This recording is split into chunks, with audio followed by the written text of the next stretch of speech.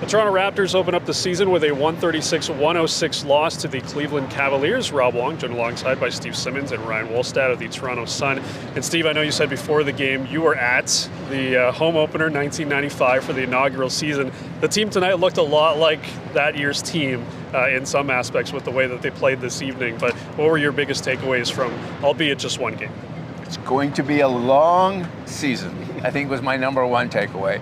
And if Emmanuel Quickly, who got hurt tonight, is out for any period of time, it's going to be a longer season.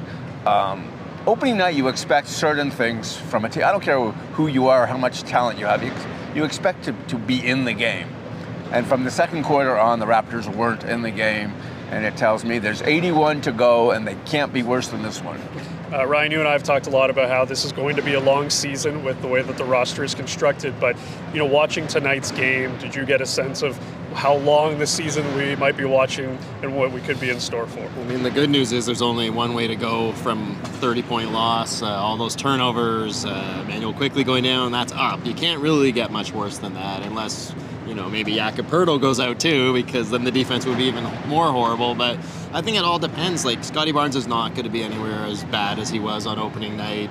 So that's one thing. They're going to get RJ Barrett back, and that's going to help the offense a lot. They're going to get other guys. Grady Dick was a positive.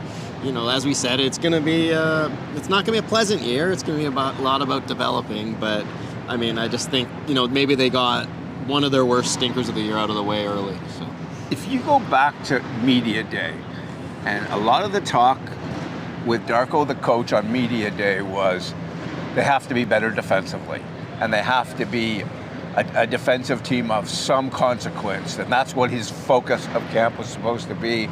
And they come out tonight and they just get drubbed, and they did not look like a very good defensive team. And sometimes there's two ways of looking at defense. There's, you can't play it because you're not good enough, or you won't play it because you're not willing to.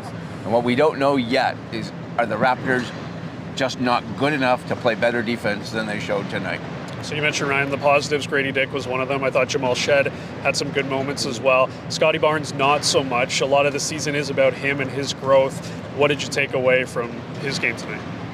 The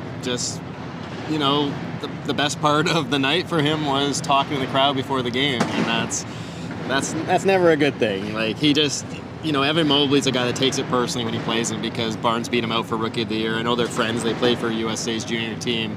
And Barnes just didn't look ready to deal with a guy that big, that long, and he talked about it a bit post-game. It's a tough matchup, and he's just going to have to not get as frustrated when calls don't go his way, when the fouls pile up. That's the main thing. If his attitude is right, usually his game is right. Barnes came to the post-game press conference with a suit and no shirt. He's getting paid, what, $50 million? If I was him, I'd go buy a shirt.